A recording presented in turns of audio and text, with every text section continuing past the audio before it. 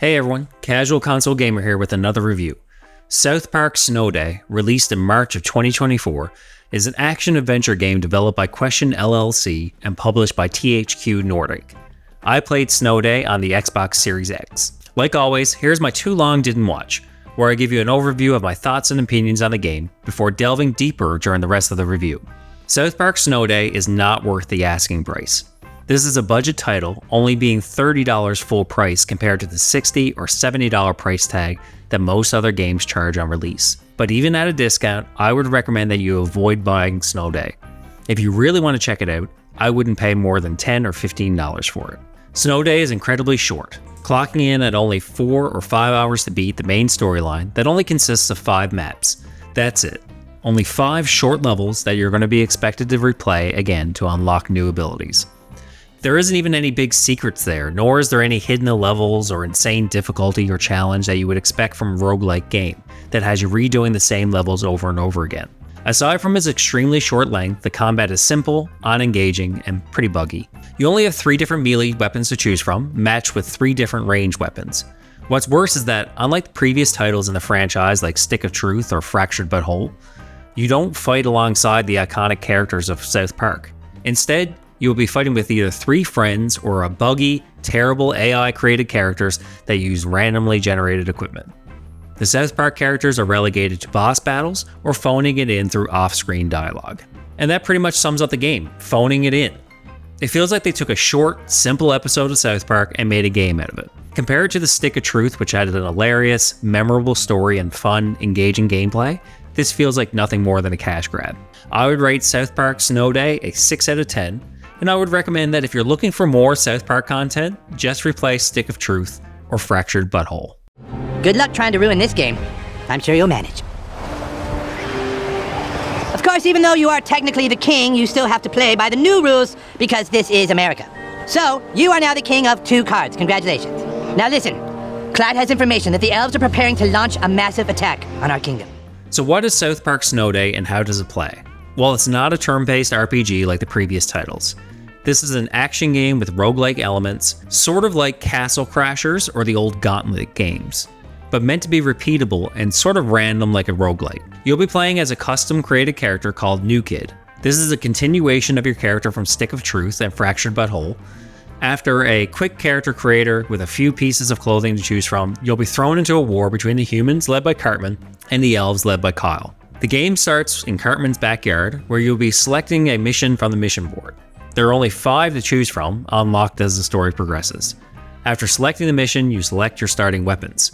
Quick fighting daggers for close range, and a bow and arrow for long range are all you have available at the start. But you will unlock a sword and shield, allowing for blocking and counterattacks, a 2-handed axe that is slow and powerful as any other melee options. Long range, you have a staff that launches fireballs, and a wand that emits a steady stream of fire.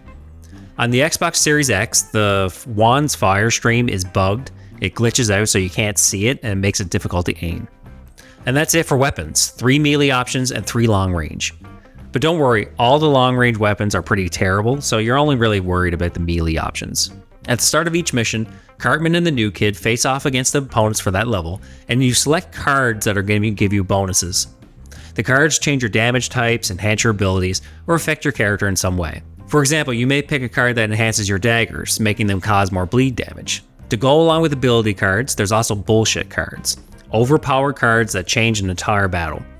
Your bullshit cards do things like make you run faster or shoot lasers out of your eyes for a short period of time. They're limited use items that you're going to want to save for when it counts. To counter it, your opponents have their own cards, and they're going to reveal those at the start of each mission. They may enhance their healing or make their guys invisible. But it's opponents' bullshit cards that make the biggest difference. Unlike your cards, they can use bullshit way more. So they have bullshit cards that make their arrows unstoppable or explosive, take away your weapons and replace it with something useless, or even make all their guys bigger and stronger. The bullshit cards completely change the game, and they are aptly named.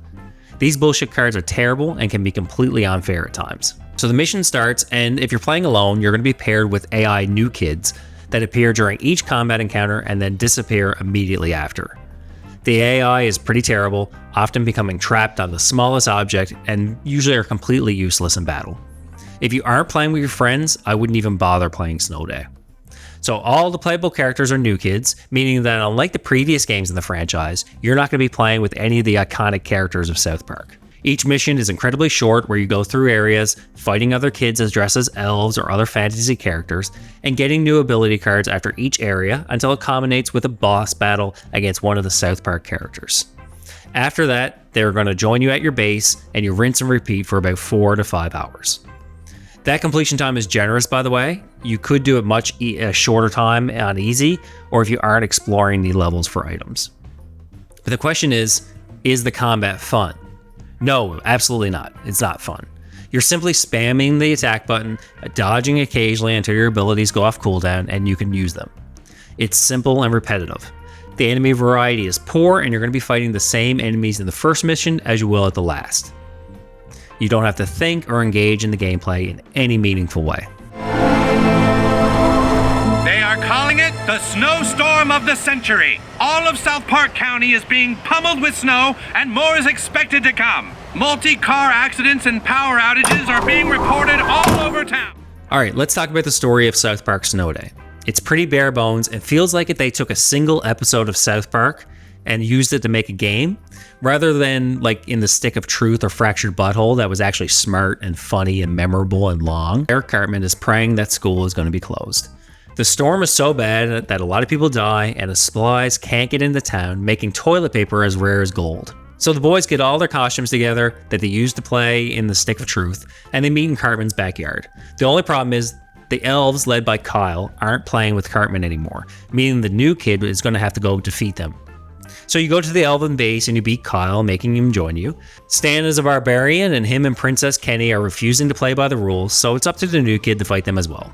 And that's pretty much the story without spoiling anything major. The biggest problem with the narrative is that it's incredibly short, and the South Park characters aren't front and center. They only talk to you a bit during missions, through FaceTime, or between missions, where they'll have short cutscenes and then you go on to the next mission. If you just took the cutscenes of this game, it would be about the same length as an episode of South Park. But unfortunately, the jokes don't land well, and everything seems pretty pointless and phoned in. If Matt and Trey spent more than an afternoon doing the voiceovers for this game, I would definitely be surprised. There isn't many voiceovers for the main cast. Most of the mission dialogue is done by actual kids, making it very annoying. Compare Snow Day to the other South Park games with their 20 or 30 hours of content, tons of side quests, memorable and iconic moments with the main characters of South Park. Snow Day just doesn't come close. Hey, for that! Ow! Aw, nuts! Shit!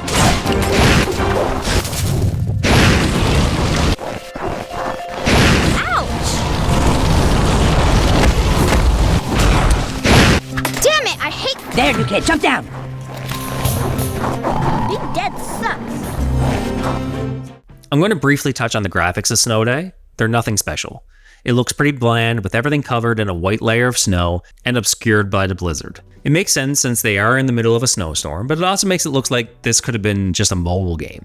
Aside from a few technical glitches and many pathfinding bugs, there weren't any FPS drops, which doesn't really surprise me.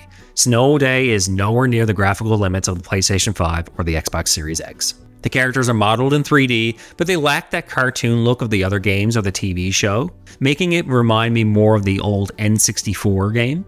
Which brings me to my conclusion of my review. South Park Snow Day is a 6 out of 10 game that feels like a half-assed attempt at a live service game at best and a cash grab at worst. This is barely a level above a mobile game, and one that can only be fun if you're playing with friends. If you're looking for the next Stick of Truth, this isn't the game.